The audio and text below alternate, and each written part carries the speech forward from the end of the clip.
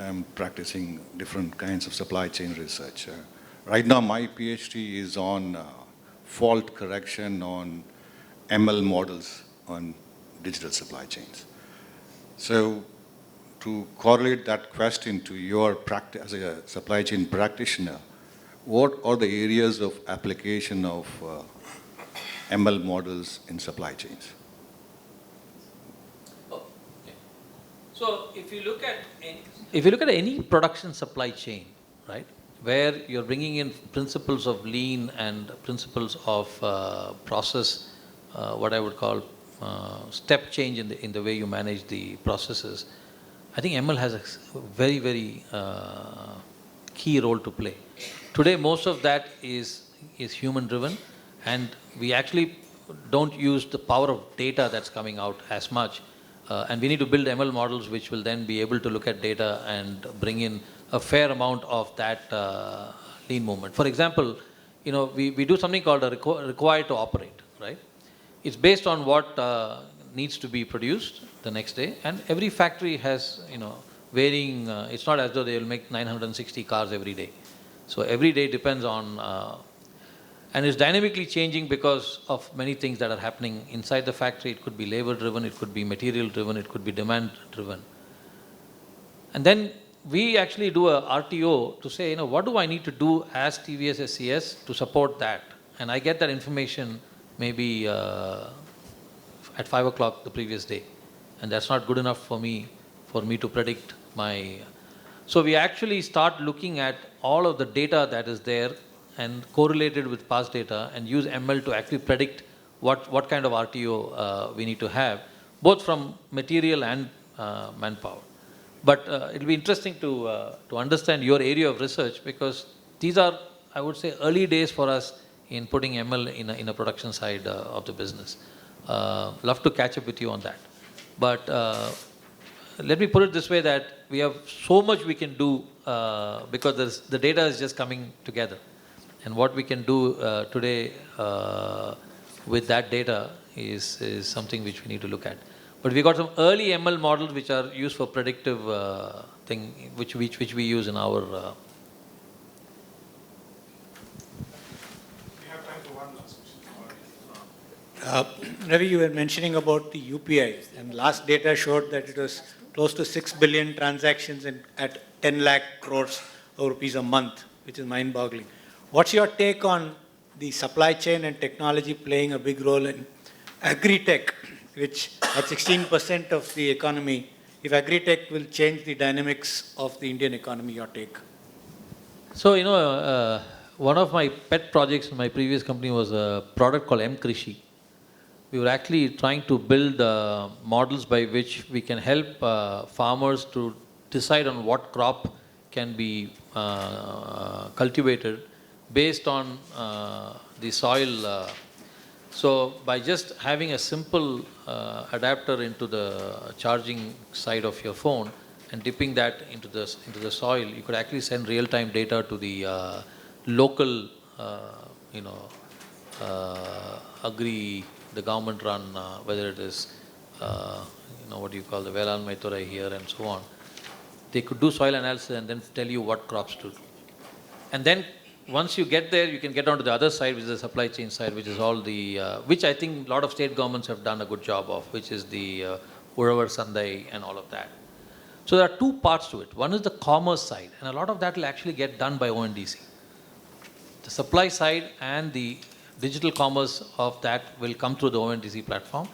But a lot of what actually gets, what I would call production side of agri, is where there's a lot of companies which are coming up, but a lot needs to be done. But there's a lot of entrepreneurial, there's a significant entrepreneurial velocity on the, what I would call agri-tech startup, which is on the production side. On the selling side, there are enough platforms, like the Uravar Sandai equivalent. But I think a lot of research is being done today on our research. A lot of startups are actually working on the production side of agri. But very, very early days is what I would call it. Yeah. We have many members in the Zoom platform also. Okay. Here is a question from past President Lieutenant Balaraman, good friend of yours. Yes. Shanta. So if others can hear, This is from Ballu. He says, I remember a few years ago, the CEO of Capital One, Richard Fairbanks, perhaps said that all banks need to think like tech companies. Would you say that every industry has to start doing the same? Would you say that every industry has to start doing the same? Doing that, yeah, sorry. Yeah, I think that was probably the crux of what I was trying to say, that if you think that your business is in a way dematerializable, if you don't do it, somebody else will do it. So it's a question of how soon you can morph your business to do that. Things that we thought were not digital are becoming digital. And the question that you asked about agri-tech is a classic example. If somebody thought agri-tech was not a digital business, you're wrong. It's completely digital. Because, there is real time, there is data, it's hyper connected. And you dematerialize it, and then that becomes a digital business. So I would ask the question, is there a business which cannot be digitalized? I don't know. We have to disrupt ourselves and ask the question whether I can bring in that disruption. Somebody would have said that of supply chain maybe 10 years ago. Most likely. Yeah. I had a friend of mine who would tear up his income tax papers after 8 years. And anything which is beyond 3 years, he would have a hard look and tear it up.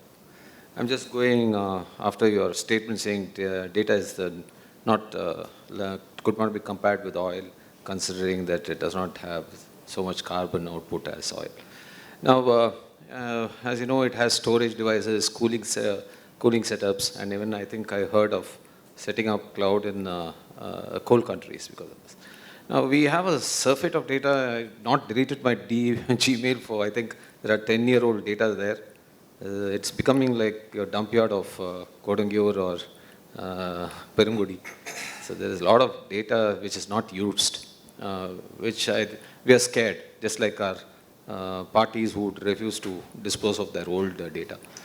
Now, isn't there a use case saying, one, you have to control your data, whatever data you have, the user has to control, that is one thing. And isn't data, everything is not useful. We have to look at it like a dump yard, because it does cost. I'm just playing a devil's advocate to what you said. No. I agree. When I say that data doesn't pollute, I'm wrong. It doesn't pollute as much as oil.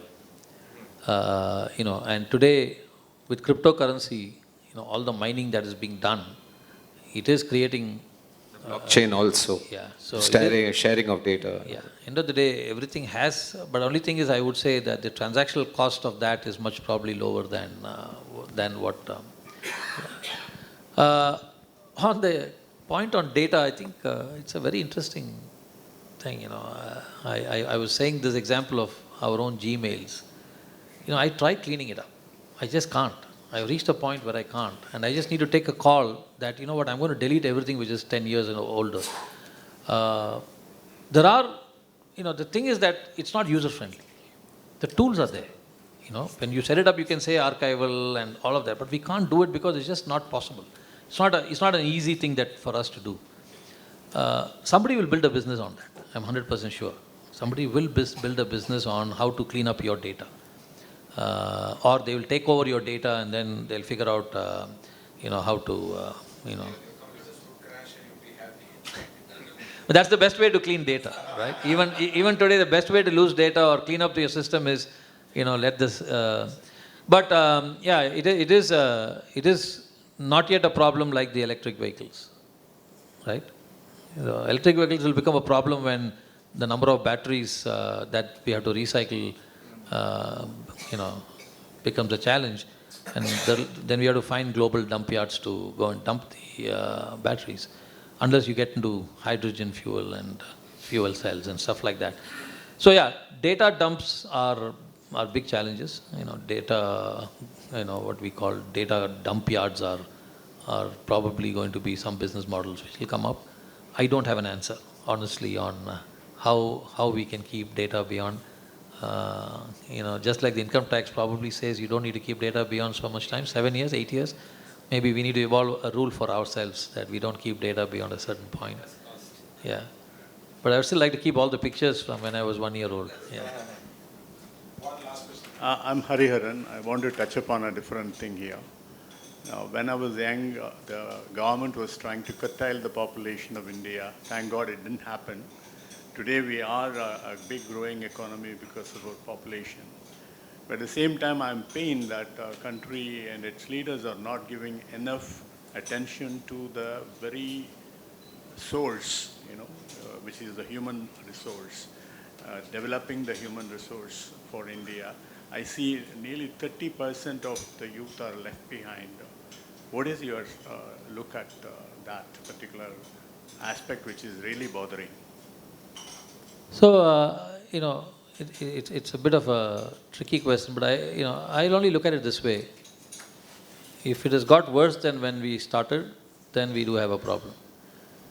If it's the pace at which we are transforming is a problem, then I think we are on the right path.